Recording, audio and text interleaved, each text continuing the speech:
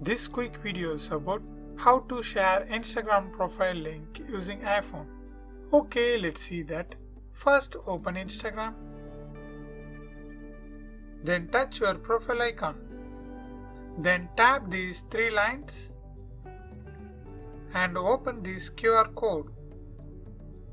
Yes, here you can share your Instagram profile link with your family and friends. For that, just click the share button.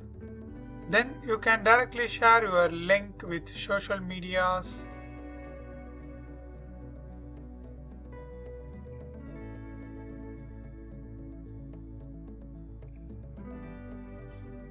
Like this.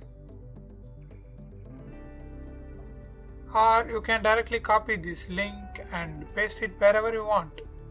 Just click copy. Then paste it like this.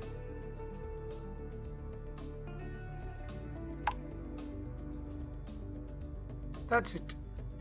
Yes, you successfully shared your Instagram profile link using iPhone. I hope this video helps. Thanks for watching.